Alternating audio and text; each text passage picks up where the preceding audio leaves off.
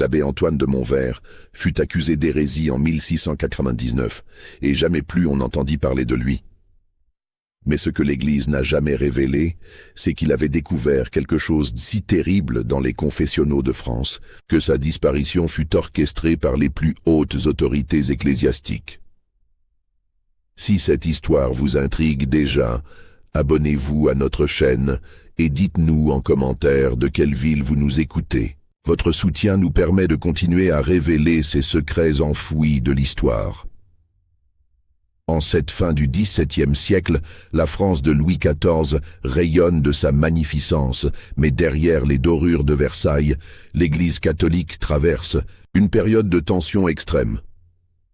La contre-réforme, lancée au siècle précédent pour combattre la montée du protestantisme, a profondément transformé les pratiques religieuses. Les confessionnaux, ces petites alcôves de bois sombre où les fidèles viennent révéler leurs péchés, sont devenus les centres névralgiques d'un pouvoir spirituel sans précédent. Dans la région de Champagne, à quelques lieues de Reims, se dresse l'abbaye bénédictine de Saint-Rémy.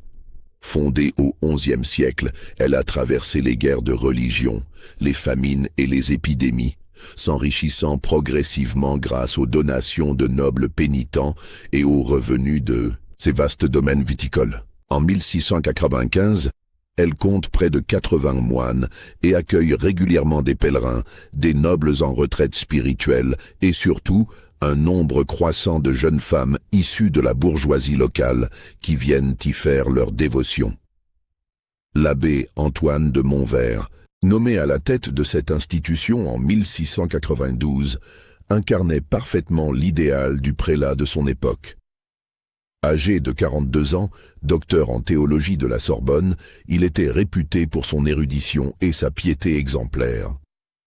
Fils, cadet d'une famille de la petite noblesse champenoise, il avait gravi les échelons de la hiérarchie ecclésiastique avec une régularité qui témoignait autant de ses compétences que de ses relations. Sa nomination à Saint-Rémy était considérée comme une récompense méritée pour ses services rendus à l'Église et au royaume.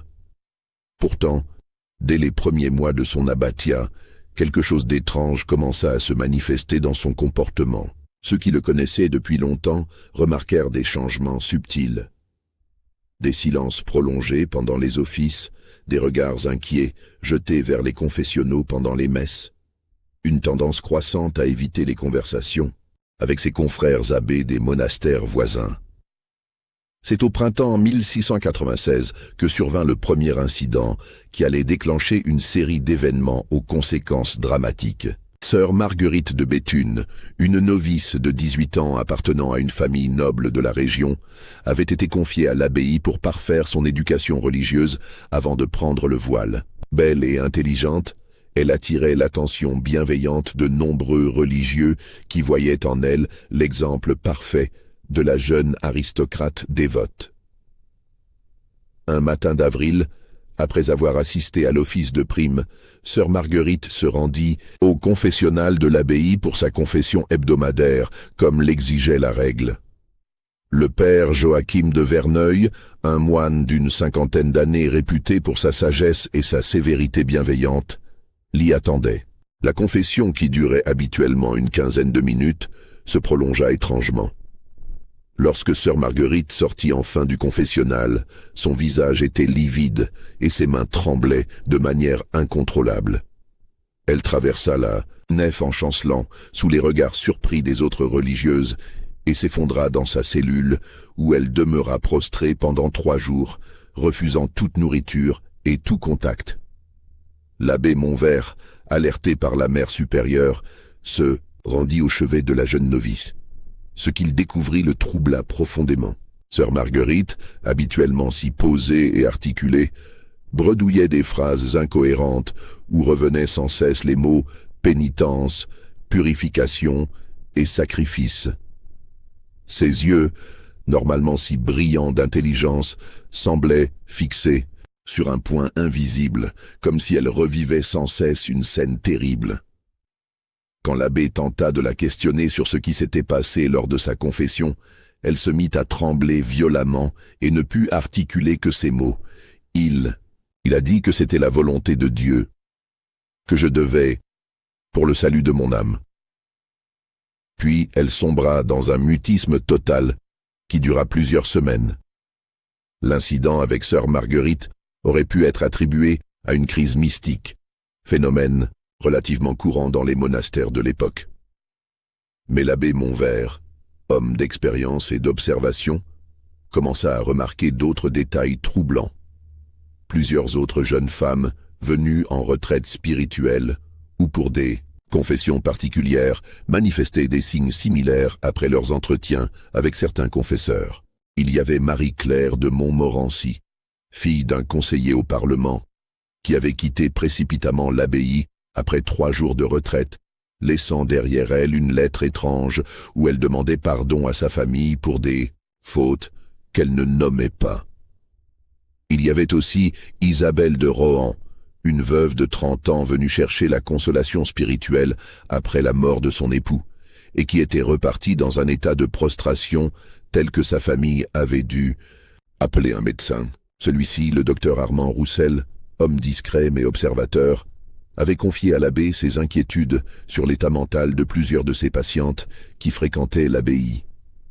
Mais c'est en découvrant le journal intime de sœur Marguerite, qu'elle avait abandonné dans sa cellule avant de fuir l'abbaye une nuit de mai 1696, que l'abbé Montvert comprit l'ampleur du problème. Les dernières pages, écrites d'une main tremblante, décrivaient avec une précision glaçante ce qui se passait réellement dans certains confessionnaux. Il m'a dit que mes péchés étaient si graves qu'une confession ordinaire ne suffirait pas, écrivait-elle. Que je devais accepter une pénitence particulière, connue seulement des saints docteurs de l'Église, que si je refusais, mon âme serait damnée à jamais, et que la damnation s'étendrait à toute ma famille. Il m'a fait jurer le secret sur les évangiles, disant que révéler ces pratiques pénitentielles revenait à blasphémer contre le Saint-Esprit. Le journal décrivait ensuite, avec une pudeur douloureuse mais suffisamment de détails pour que l'abbé comprenne, les pénitences imposées à la jeune novice. Il s'agissait de pratiques qui n'avaient rien de spirituel et qui transformaient le sacrement de la confession en une abomination. Profondément troublé par ces révélations, l'abbé Montvert commença une enquête discrète. Il ne pouvait pas agir ouvertement sans preuves solides, car les accusations contre un confesseur étaient extrêmement graves et pouvaient détruire sa propre réputation si elles s'avéraient infondées. De plus, il se rendait compte que le problème dépassait peut-être les murs de son abbaye. Il commença par étudier les registres de l'abbaye, remontant sur plusieurs années. Il découvrit un schéma troublant.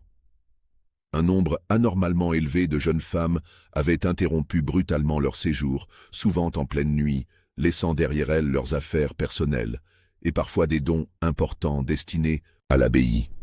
Utilisant sa position et ses relations, l'abbé Montvert entreprit une correspondance discrète avec d'autres abbés de la région.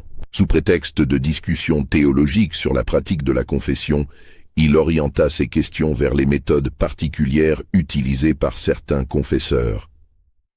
Les réponses qu'il reçut le glacèrent d'effroi. L'abbé Bernardin de Cluny lui écrivit « Vous touchez là, mon cher Antoine, à des questions fort délicates. Il est vrai que certains de nos confrères appliquent des méthodes, disons, particulièrement rigoureuses dans l'administration du sacrement de pénitence. Ces pratiques, bien que non officiellement approuvées, sont tolérées par nos supérieurs hiérarchiques car elles permettent, dit-on, une purification plus complète de l'âme pécheresse. » L'abbé de Jumièges fut plus direct. « Mon cher Antoine, je vous conseille de ne pas fouiller cette question. Nous vivons des temps difficiles où l'orthodoxie est surveillée de très près.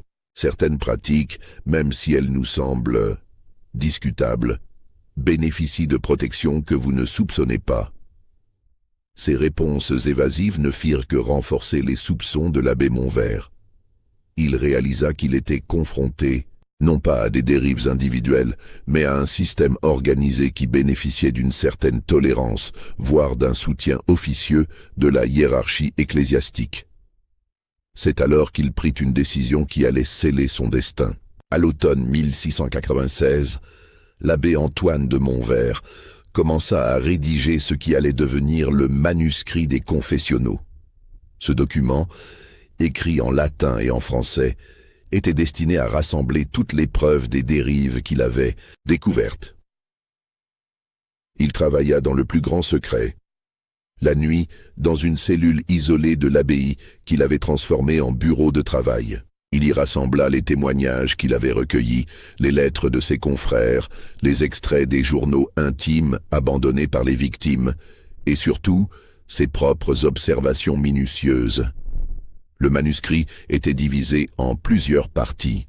La première, intitulée « De corruptione sacramenti poenitentiae », de la corruption du sacrement de pénitence, exposait les méthodes utilisées par certains confesseurs pour abuser de leur position. La seconde partie, Testimonium Victimatum, témoignage des victimes, rassemblait les récits de celles qui avaient osé parler. La troisième partie, la plus dangereuse, s'intitulait De Protection Hierarchica, de la protection hiérarchique, et révélait les complicités et les silences organisés au sein de l'Église. Mais c'est la quatrième partie qui rendait le manuscrit véritablement explosif. Intitulée « Nominae Loca », noms et lieux. Elle dressait une liste précise des confesseurs impliqués, des abbés complices, et même de certains évêques qui avaient découvert ces pratiques. Cette liste s'étendait sur plusieurs diocèses et impliquait des personnalités religieuses bien au-delà de la région champenoise. Si cette révélation vous donne des frissons, n'hésitez pas à liker cette vidéo et dites-nous en commentaire ce que vous pensez qu'il va arriver à l'abbé Montvert. L'histoire devient de plus en plus sombre. Au début de l'année 1697, l'abbé Montvert avait accumulé suffisamment de preuves pour comprendre qu'il se trouvait face à un scandale d'une ampleur considérable. Mais il réalisa aussi qu'il ne pouvait pas agir seul. Il lui fallait des alliés, des hommes influents qui auraient le courage et le pouvoir de l'aider à révéler ses abominations. Il pensa d'abord à Magnanger François de Nesmond, évêque de Bayeux, réputé pour son intégrité et sa fermeté. Mais, quand il lui écrivit de manière voilée pour tester ses dispositions, la réponse qu'il reçut le déconcerta. « Mon cher abbé, je vous mets en garde contre les dangers d'une curiosité excessive. L'unité de l'Église doit primer sur toute autre considération. Certaines questions sont mieux laissées dans l'ombre pour le bien de tous. » Il se tourna alors vers le père Malebranche, l'éminent philosophe et théologien de l'oratoire, espérant que son indépendance d'esprit le rendrait plus réceptif. Mais là encore, la réponse fut décevante. « Mon fils, vous vous engagez sur un chemin périlleux. Les voies de Dieu sont impénétrables, et ce qui nous semble contestable peut servir des desseins plus élevés que notre entendement ne peut saisir. » Ces réponses évasives et ces mises en garde répétées ne firent que renforcer la détermination de l'abbé Montvert. Il comprit qu'il était seul, mais cette solitude ne l'effrayait pas. Il avait la conviction profonde que son devoir de chrétien et de prêtre l'obligeait à révéler la vérité, quelles qu'en soient les conséquences. C'est alors que commencèrent les premiers signes de surveillance. Des moines de l'abbaye lui rapportèrent avoir vu des hommes en habits de voyage rôder autour du monastère, posant des questions sur les activités de l'abbé.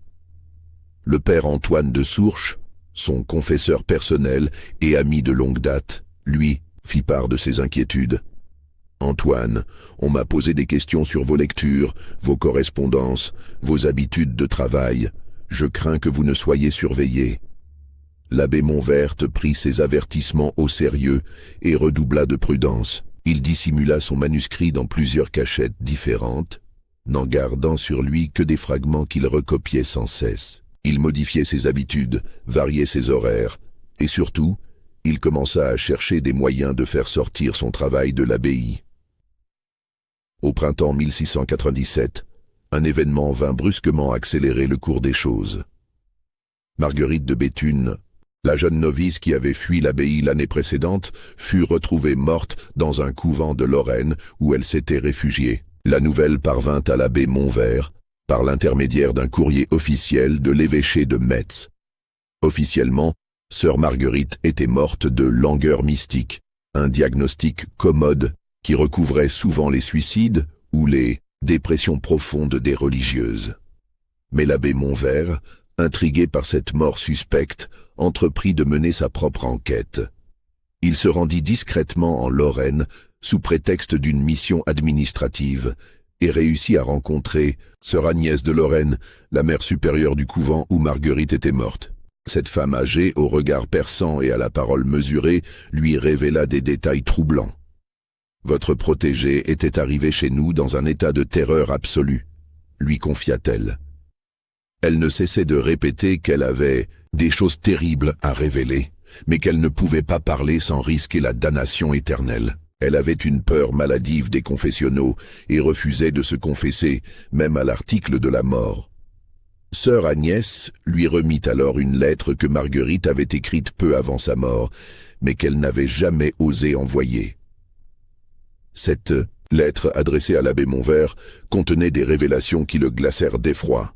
« Mon père, » écrivait la jeune femme, « je n'ai jamais eu le courage de vous dire toute la vérité. Ce que j'ai subi dans votre abbaye n'était pas un cas isolé. Nous étions plusieurs, et nous avions été choisis selon des critères précis. Le père Joachim m'a dit que nous participions à un mystère particulier, connu seulement des initiés les plus élevés de l'Église.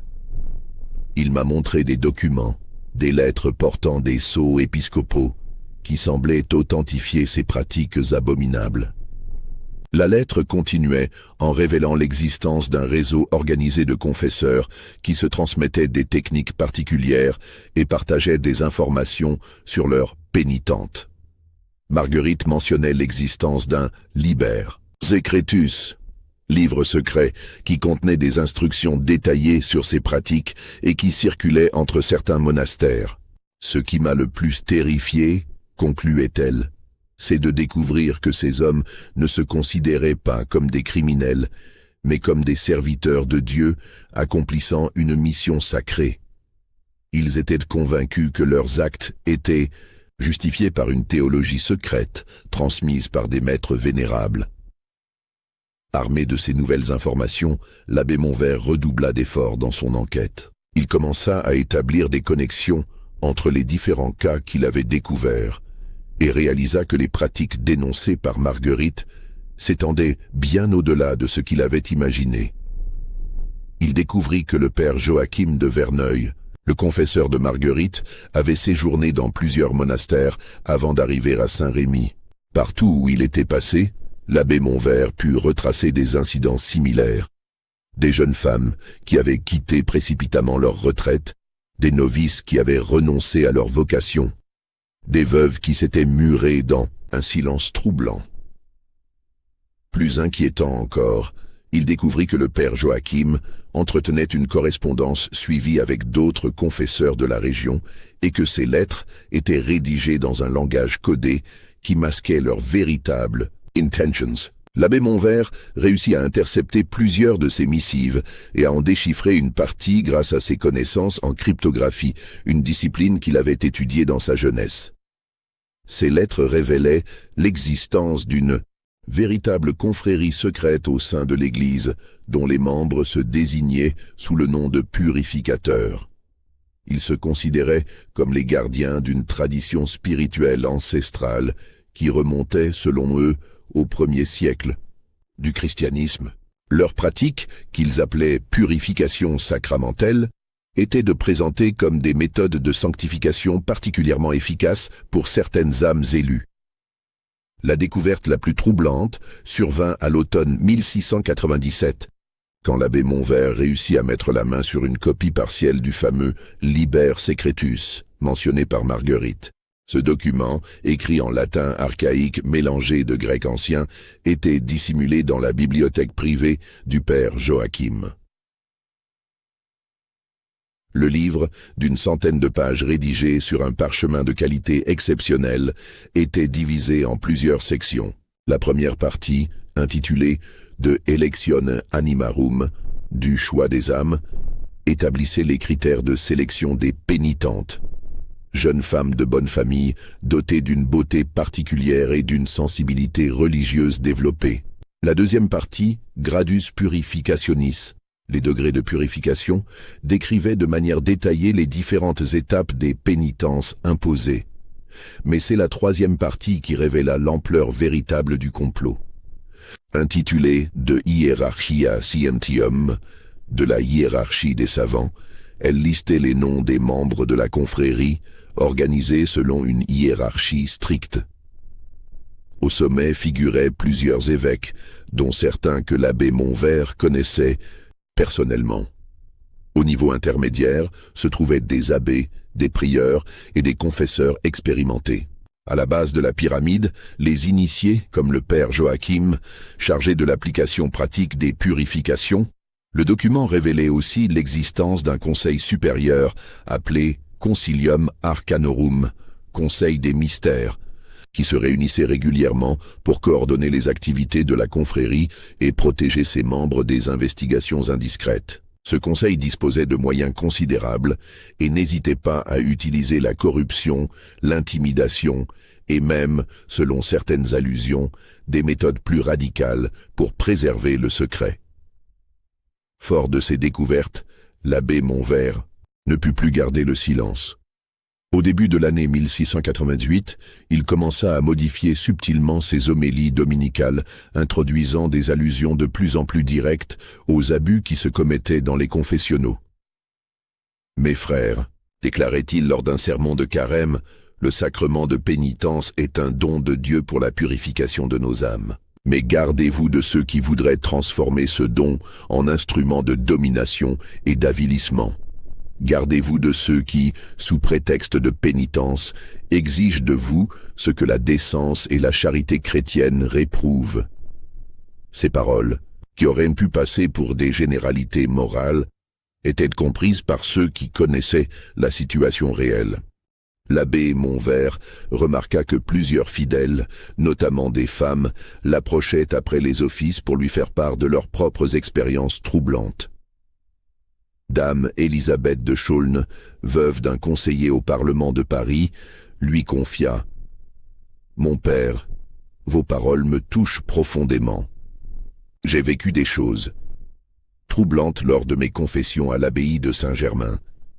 Je n'osais pas en parler, de peur d'être accusé de calomnie contre un homme de Dieu. » Ces témoignages ne firent que renforcer la détermination de l'abbé Montvert. Il comprit qu'il était devenu, sans l'avoir voulu, le porte-parole de toutes ces femmes qui avaient souffert en silence.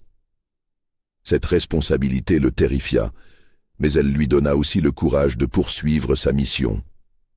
Ses homélies de plus en plus explicites ne passèrent pas inaperçues. Dès le printemps 1698, l'abbé Montvert remarqua que des inconnus assistaient régulièrement à ses offices.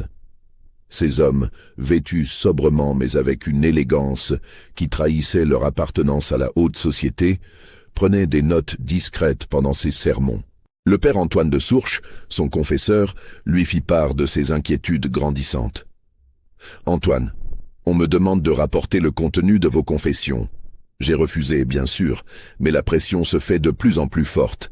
Mademoiselle de Noailles lui-même s'intéresse à vos activités. » L'abbé Montvert savait que Mademoiselle Louis-Antoine de Noailles, archevêque de Paris, était un homme influent et généralement respecté. Son intérêt pour les activités d'un simple abbé de province était donc particulièrement inquiétant. Cela signifiait que l'affaire avait pris une dimension qui dépassait largement le cadre local. La surveillance se manifesta aussi de manière plus directe. L'abbé Montvert découvrit que sa correspondance était interceptée et que ses déplacements étaient suivis. Plusieurs fois, il surprit des hommes en train de fouiller discrètement sa cellule pendant qu'il était à l'office.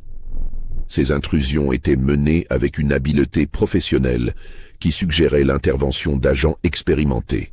Au début de l'été 1688, plusieurs événements précipitèrent la crise. D'abord, le père Joachim de Verneuil disparut mystérieusement de l'abbaye, officiellement pour une mission spéciale, dont la nature ne fut jamais précisée.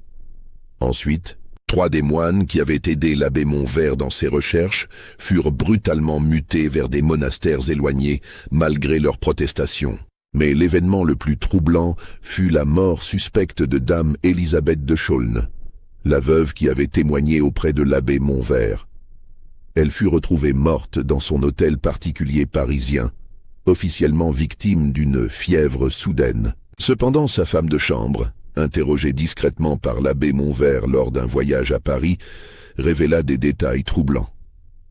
Madame était terrorisée depuis plusieurs semaines, lui confia-t-elle. Elle disait qu'on la surveillait, qu'on lui avait fait des menaces voilées. La veille de sa mort, elle a reçu la visite d'un homme en habit ecclésiastique qui s'est entretenu avec elle pendant plus d'1 heure. Quand il est parti, Madame était livide et tremblait de tous ses membres. Cette mort suspecte fit comprendre à l'abbé Montvert que les enjeux avaient changé. Il ne s'agissait plus seulement de révéler des abus, mais de survie pure et simple. Les membres de la confrérie des purificateurs étaient prêts à tout pour protéger leurs secrets, y compris au meurtre. Conscient que le temps lui était compté, l'abbé Montvert redoubla d'efforts pour achever son manuscrit.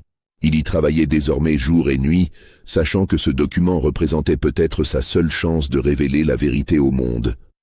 Il avait réussi à rassembler des preuves accablantes, des témoignages de victimes, des copies de lettres compromettantes, des extraits du Liber Secretus, et surtout la liste complète des membres de la confrérie avec leurs grades et leurs fonctions. Cette liste, qu'il avait surnommée Catalogus Damnandorum, catalogue des damnés, contenait plus de 200 noms répartis dans toute la France.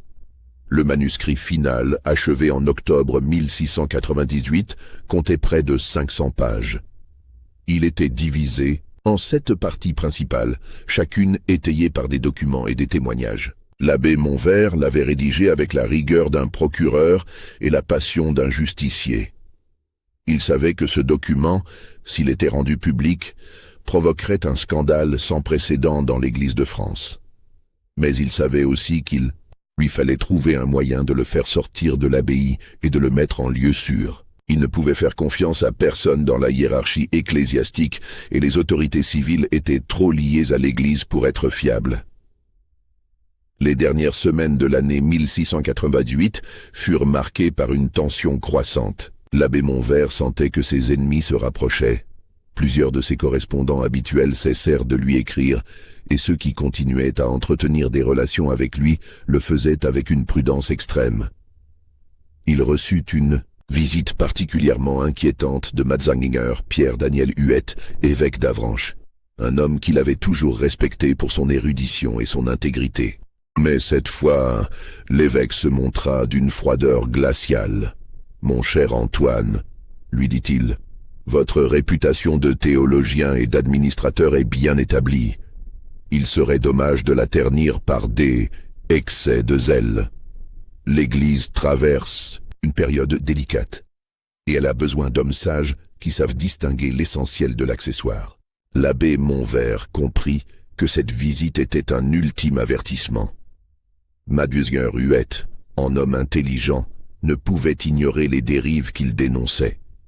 S'il prenait la peine de venir le voir personnellement, c'est que les pressions exercées sur lui étaient considérables. « Monseigneur, répondit l'abbé Montvert, ma conscience de prêtre me dicte de ne pas fermer les yeux sur les abominations qui se commettent sous le couvert du sacré. Si l'Église ne se purifie pas elle-même, d'autres le feront à sa place. » L'évêque d'Avranches se leva brusquement, son visage exprimant un mélange de colère et de pitié. « Antoine, vous ne comprenez pas les forces auxquelles vous vous attaquez. Il y a des secrets qui doivent rester secrets, des équilibres qui ne doivent pas être rompus. Je vous en supplie, pour votre propre salut, abandonnez cette voie. » Après le départ de Matzinger Huette, l'abbé Montvert sut que sa condamnation était scellée. Il lui restait peu de temps pour agir. Conscient que ses jours à l'abbaye étaient comptés, l'abbé Montvert élabora un plan désespéré pour sauver son manuscrit. Il ne pouvait pas compter sur l'Église, mais il restait une possibilité, faire parvenir son travail aux autorités civiles les plus hautes, voire au roi lui-même. Il avait gardé contact avec maître Jean-Baptiste de Langlois, un avocat au beau parlement de Paris qu'il avait connu dans sa jeunesse et qui jouissait d'une réputation d'intégrité. Cet homme, bien qu'appartenant au cercle proche du pouvoir royal, avait toujours manifesté une certaine indépendance d'esprit vis-à-vis de l'Église. L'abbé Montvert décida de lui faire parvenir une copie de son manuscrit accompagnée d'une lettre explicative. Mais il savait que l'envoi direct serait intercepté. Il fallait ruser. Il confia cette mission à frère Thomas de Montclair, un jeune moine copiste qui lui était resté fidèle malgré les pressions. Ce jeune homme, âgé de 25 ans, était le fils d'une famille de marchands parisiens et connaissait bien la capitale. L'abbé Montvert lui remit une copie partielle du manuscrit, dissimulée dans un ouvrage de théologie apparemment anodin, avec pour mission de la faire parvenir à maître de Langlois. « Mon fils, lui dit-il, cette mission est plus importante que nos vies. Si quelque chose m'arrivait, vous seriez le seul à pouvoir révéler la vérité au monde. Partez discrètement, comme si vous vous rendiez à Paris pour des achats de livres pour notre bibliothèque. » Frère Thomas partit le 15 janvier 1699, emmenant avec lui non seulement la copie partielle du manuscrit, mais aussi une lettre secrète dans laquelle l'abbé Montvert révélait l'emplacement de la version complète, cachée dans l'abbaye. Quelques jours après le départ de frère Thomas, l'abbé Montvert reçut la visite de deux hommes qui se présentèrent comme des commissaires extraordinaires envoyés par l'archevêché de Reims. Ces hommes, vêtus de noir et d'une politesse glaciale, annoncèrent qu'ils venaient procéder à une inspection administrative de l'abbaye. Cette inspection, qui dura 3 jours, était en réalité une fouille méthodique de tous les locaux. Les deux commissaires, aidés par une équipe de clercs, passèrent au crible la bibliothèque, les archives et surtout la cellule de l'abbé Montvert. Ils ne trouvèrent rien, car l'abbé avait pris soin de dissimuler son manuscrit original dans un endroit que lui seul connaissait, sous l'autel de la crypte de l'abbaye, dans un compartiment secret aménagé des siècles plus tôt par les moines bâtisseurs. Mais l'absence de preuves tangibles ne découragea pas les commissaires. Le plus âgé des deux, un homme sec au regard perçant qui se faisait appeler Maître Dubois, convoqua l'abbé Montvert pour un entretien privé. « Mon père, lui dit-il, d'une voix doucereuse, nous savons que vous avez entrepris certaines recherches sur les pratiques confessionnelles de votre époque. Ces recherches, bien qu'inspirées par un zèle louable, risquent de causer du tort à l'Église et à la foi des simples fidèles. » L'abbé Montvert garda le silence, fixant son interlocuteur avec une détermination qui ne faiblit pas. « Nous ne sommes pas vos ennemis, » continua Maître Dubois. « Nous comprenons vos préoccupations et nous sommes même disposés à examiner les cas particuliers que vous auriez pu identifier. Mais il faut que cela se fasse dans la discrétion et selon les voies hiérarchiques appropriées. En échange de votre collaboration, nous pouvons vous garantir une mutation honorable vers un poste plus prestigieux, peut-être même un évêché dans les colonies. » Cette proposition, qui aurait pu séduire un ambitieux, révolta l'abbé Montvert. « Messieurs, répondit-il, vous me proposez de me taire en échange d'honneur. Mais comment pourrais-je servir Dieu en fermant les yeux sur des abominations commises en son nom ?» Le visage de Maître Dubois se durcit. « Dans ce cas, mon père, vous nous contraignez à prendre des mesures plus fermes. Sachez que l'obstination dans l'erreur peut conduire aux plus graves sanctions canoniques. » Malgré les menaces qui pesaient sur lui, l'abbé Montvert décida de prononcer une dernière série de sermons où il révélerait publiquement, bien qu'en termes voilés, l'essentiel de ses découvertes. Il savait que c'était probablement sa dernière chance de sensibiliser l'opinion publique avant d'être réduit au silence. Le dimanche 25 janvier 1699, il prononça un sermon qui resta gravé dans la mémoire de tous ceux qui l'entendirent. Prenant pour thème la purification du temple par Jésus, il établit un parallèle saisissant avec la situation de l'Église de son époque. « Mes frères, déclara-t-il d'une voix qui portait jusqu'au fond de la nef, notre Seigneur Jésus-Christ n'a pas hésité à chasser les marchands du temple quand il a vu qu'ils transformaient la maison de prière en caverne de brigands. Que dirait-il aujourd'hui s'il voyait certains de ses serviteurs transformer les lieux les plus sacrés en antres de corruption? L'assistance, composée de fidèles de toute la région, écoutait dans un silence religieux. Beaucoup comprenaient que l'abbé faisait allusion à des réalités précises, et certains avaient entendu des rumeurs sur les découvertes qu'il avait faites. « Il y a parmi nous, continua l'abbé Montvert, des loups déguisés en bergers, des hommes qui utilisent la confession non pour absoudre les péchés, mais pour en commettre de plus graves encore. Il y a des réseaux organisés de corruption, qui remontent jusqu'aux plus hautes sphères de notre hiérarchie. » Ces paroles causèrent un véritable émoi dans l'assemblée. Plusieurs fidèles échangèrent des regards entendus, et quelques femmes se mirent à pleurer silencieusement, comme si les mots de l'abbé réveillaient en elles des souvenirs douloureux. « Je sais, poursuivit l'abbé Montvert, que ces paroles me vaudront persécution et calomnie. Je sais que des hommes puissants tenteront de me faire taire. Mais ma conscience de prêtre et de chrétien m'interdit de garder le silence face à de telles abominations. » Il termina son sermon par un appel vibrant à la vigilance des fidèles. « Mes frères et sœurs, ne laissez jamais personne, fût-il revêtu des plus hauts grades ecclésiastiques, vous imposer ce que votre conscience réprouve. La vraie pénitence purifie l'âme sans souiller le corps. Méfiez-vous de ceux qui prêchent le contraire. » 3 jours après ce sermon retentissant, l'abbé Montvert reçut une nouvelle qui l'anéantit. Frère Thomas de Montclerc, le jeune moine qu'il avait envoyé à Paris avec une copie partielle de son manuscrit, avait disparu mystérieusement.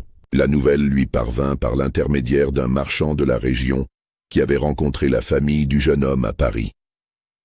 Selon les témoignages recueillis, frère Thomas était bien arrivé dans la capitale et avait pris contact avec maître de Langlois. Mais le lendemain de cette rencontre, il avait quitté son logement et n'avait plus donné signe de vie. Plus inquiétant encore, maître de Langlois lui-même semblait avoir disparu. Son étude était fermée, et ses clercs affirmaient qu'il était parti en voyage d'affaires pour une durée indéterminée. Mais sa femme, interrogée discrètement par des proches, laissait entendre qu'il avait reçu des menaces et qu'il avait préféré quitter Paris avec sa famille. Cette double disparition fit comprendre à l'abbé Montvert que ses ennemis avaient des moyens d'action qui dépassaient le cadre purement ecclésiastique. Ils disposaient d'un réseau d'informateurs et d'agents qui leur permettait d'intervenir rapidement pour éliminer toute menace. Il réalisa aussi que la copie partielle de son manuscrit était probablement tombée entre leurs mains, ce qui leur donnait une idée précise de l'ampleur de ses découvertes et des preuves qu'il avait rassemblées. Au début du mois de février 1699, l'abbé Montvert vit arriver à l'abbaye une délégation officielle impressionnante. Elle était composée de plusieurs hauts dignitaires ecclésiastiques, dont Matzingher Jacques Bénigne Bossuet en personne, l'évêque de Meaux est l'une des figures les plus respectées de l'Église de France. La présence de Bossuet, théologien de renom international et précepteur du Dauphin, donnait à cette visite une dimension exceptionnelle. L'abbé Montvert comprit qu'on ne l'envoyait pas pour une simple réprimande, mais pour présider à un tribunal informel qui scellera son sort. La délégation comprenait aussi Matzingher Louis-Antoine de Noailles, archevêque de Paris, Matzingher Charles-Maurice Le Tellier, archevêque de Reims, et plusieurs autres prélats de moindre rang, mais tous réputés pour leur orthodoxie et leur fidélité aux directives romaines. Ces hommes s'installèrent dans l'abbaye comme pour un séjour prolongé, réquisitionnant les meilleures cellules et transformant la salle capitulaire en tribunal improvisé. L'abbé Montvert fut convoqué le 8 février pour ce qui était officiellement présenté comme un entretien pastoral. L'entretien se déroula dans une atmosphère de solennité glaciale. L'abbé Montvert se retrouva face à un aréopage de prélats disposés en demi-cercle, comme dans un véritable tribunal.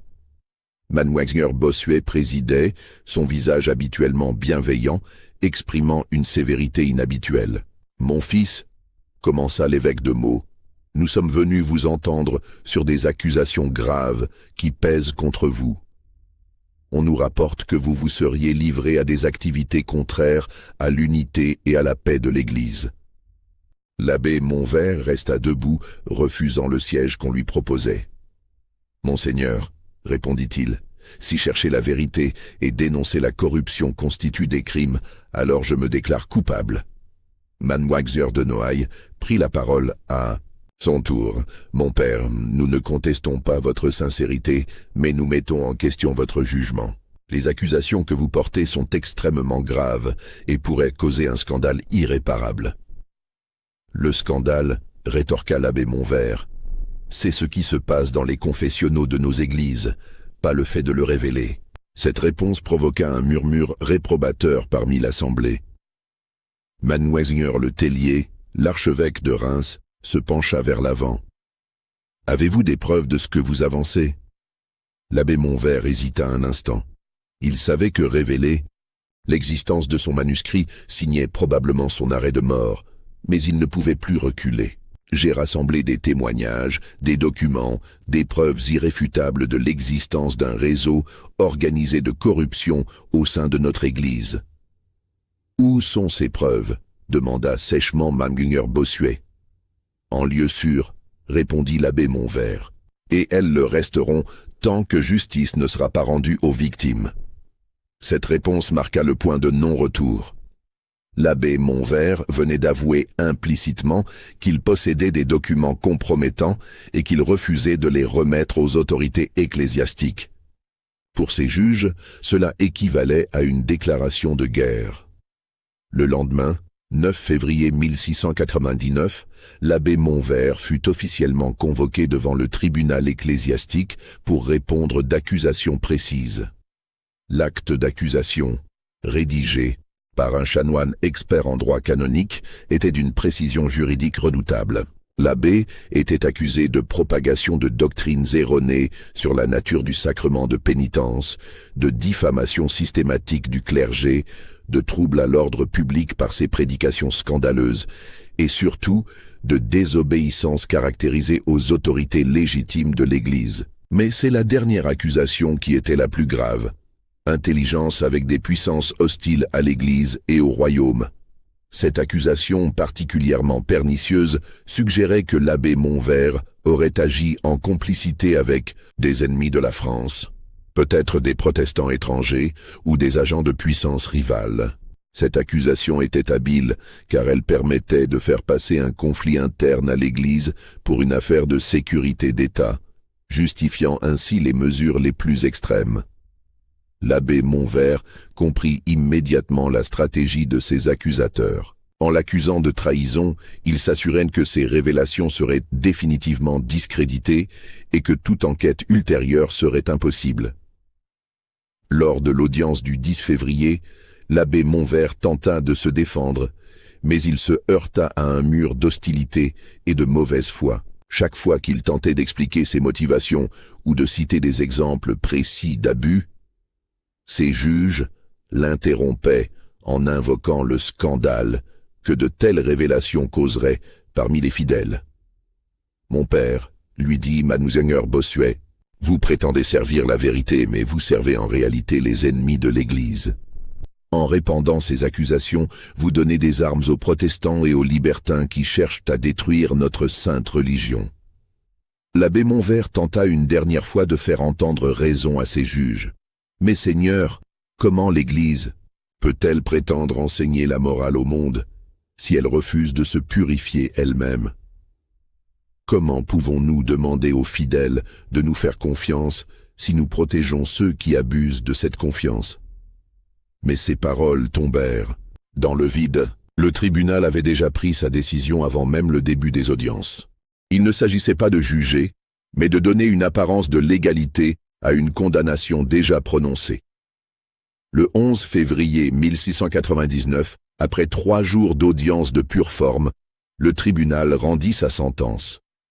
L'abbé Antoine de Montvert était déclaré coupable de tous les chefs d'accusation portés contre lui.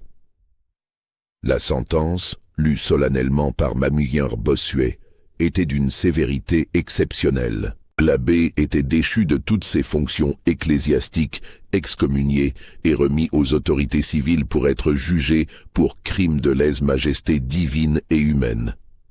Mais le plus terrible était la clause finale de la sentence, considérant la gravité exceptionnelle des crimes commis et le danger qu'ils représentent pour l'ordre public et la sécurité de l'État.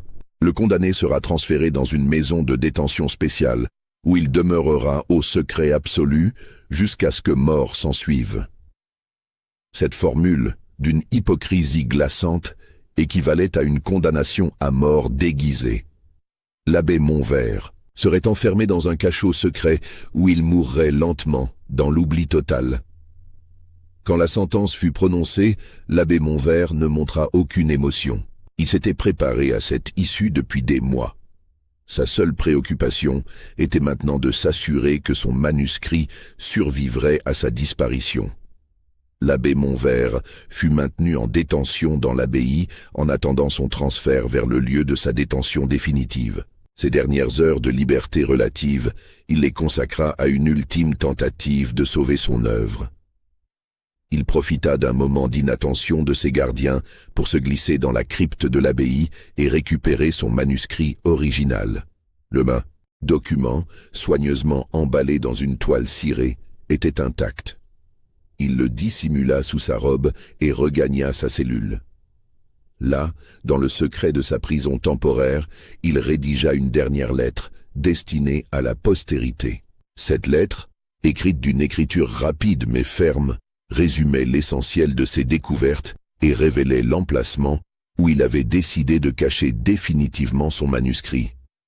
À ceux qui liront ces lignes dans les temps futurs, écrivait-il, « Sachez que l'Église de notre époque a abrité en son sein des hommes qui ont déshonoré leurs vœux et souillé les sacrements les plus sacrés. J'ai voulu révéler leurs crimes, et pour cela je vais mourir. Mais la vérité ne peut être tuée. Elle renaîtra un jour de ses cendres pour confondre les coupables et venger les innocentes. » Il cachette cette lettre dans une fissure du mur de sa cellule, espérant qu'elle serait découverte un jour par quelqu'un qui aurait le courage de poursuivre son œuvre. Le 15 février 1699, au petit matin, une voiture fermée arriva devant l'abbaye de Saint-Rémy. 2 hommes en vêtements civils, escortés par plusieurs gardes, vinrent chercher l'abbé Montvert pour le conduire vers sa destination finale. Les moines de l'abbaye, consignés dans leurs cellules, ne purent assister au départ de leur ancien abbé. Seul le père Antoine de Sourches, son confesseur et ami fidèle, fut autorisé à lui dire adieu. « Antoine, lui murmura-t-il à l'oreille en l'embrassant, votre sacrifice ne sera pas vain. Il y aura toujours des hommes pour reprendre votre combat. » L'abbé Montvert monta dans la voiture sans un mot. Ses mains étaient entravées, mais son visage exprimait une sérénité qui impressionna même ses geôliers. La voiture s'ébranla dans la brume matinale de février, emportant l'abbé Antoine de Montvert vers un destin que nul ne connaîtrait, jamais. Officiellement, il avait été transféré vers un monastère lointain pour y expier ses fautes dans la pénitence et la prière. En réalité, il venait de disparaître à jamais de l'histoire officielle. Dans les jours qui suivirent, la disparition de l'abbé Montvert, une opération d'effacement systématique, fut mise en œuvre. Tous les documents relatifs à son procès furent confisqués et détruits. Les registres de l'abbaye furent perdus dans un mystérieux incendie qui ravagea les archives. Les moines qui avaient été témoins de ces recherches furent dispersés aux 4 coins du royaume, certains envoyés dans des missions lointaines, d'autres enfermés dans des monastères aux règles particulièrement strictes. Le père Antoine de Sourches, malgré son âge avancé, fut expédié dans un couvent de Bretagne où il mourut 2 ans plus tard, officiellement de vieillesse. L'abbaye de Saint-Rémy elle-même fut réformée. Un nouvel abbé, réputé pour son orthodoxie inflexible, fut nommé. Il fit détruire une grande partie des bâtiments anciens sous prétexte de modernisation, éliminant ainsi tous les lieux qui auraient pu garder la mémoire des événements. Mais malgré ses efforts, la disparition de l'abbé Montvert ne passa pas totalement inaperçue. Dans la région, des rumeurs circulaient. On parlait d'un prêtre courageux qui avait voulu dénoncer la corruption de l'Église et qui avait payé de sa vie cette audace. Ces rumeurs, colportées de village en village, finirent par atteindre Paris, où elles intriguèrent quelques esprits libres. Mais il faudrait attendre plus d'1 siècle, et les bouleversements de la Révolution française pour que certains secrets de l'Ancien Régime commencent à être révélés. Que pensez-vous qu'il soit vraiment arrivé à l'abbé Montvert? Son manuscrit a-t-il survécu quelque part, attendant d'être découvert? Dites-nous en commentaire ce que vous croyez. Abonnez-vous à notre chaîne pour d'autres histoires oubliées de l'histoire. Et partagez cette vidéo avec ceux qui aiment les mystères sombres du passé. Ce qui rend cette histoire particulièrement troublante, c'est qu'elle trouve des échos dans des documents historiques réels. Les archives départementales de la Marne conservent effectivement des traces d'un incident disciplinaire survenu à l'abbaye de Saint-Rémy en 1699, impliquant un abbé dont le nom a été soigneusement effacé des registres. Plus troublant encore, les archives secrètes du Vatican contiennent une correspondance entre l'archevêque de Reims et Rome, datée de février 1699, où il est question de mesures exceptionnelles prises contre un prêtre ayant gravement compromis l'ordre ecclésiastique. Cette correspondance découverte au XXe siècle mentionne l'existence de documents compromettants qui ont été heureusement récupérés et détruits. Mais le plus mystérieux reste cette annotation, trouvée dans les marges d'un bréviaire du XVIIIe siècle conservé à la bibliothèque de Reims. Vérité enfouie sous l'autel de Saint-Rémy. Montvert mort, mais son œuvre demeure. A. de S. 1701. Cette annotation, écrite d'une main tremblante, pourrait être la signature d'Antoine de Sourches, l'ancien confesseur de l'abbé Montvert. Si c'est le cas, cela signifierait que le manuscrit des confessionnaux pourrait encore être caché quelque part dans les ruines de l'ancienne abbaye. Des fouilles archéologiques ont été menées sur le site au XXe siècle, mais elles ont été mystérieusement interrompues après quelques semaines, officiellement pour raisons budgétaires. Les archéologues impliqués ont refusé de commenter leur découverte, se contentant de dire qu'ils avaient trouvé des éléments nécessitant des recherches approfondies. Aujourd'hui encore, l'histoire de l'abbé Antoine de Montvert reste un mystère non résolu. A-t-il vraiment existé? Son manuscrit dort-il quelque part sous les pierres de l'ancienne abbaye? Les pratiques qu'il dénonçait étaient-elles réelles ou n'étaient-elles que le fruit d'un esprit dérangé? Une chose est certaine. Dans les archives de l'Église comme dans celles de l'État, certains dossiers de cette époque restent scellés. Et quand on demande pourquoi, la réponse est toujours la même. Pour des raisons de sécurité et de respect des personnes impliquées. Mais qui protège-t-on encore, 3 siècles après les faits? Et de quoi?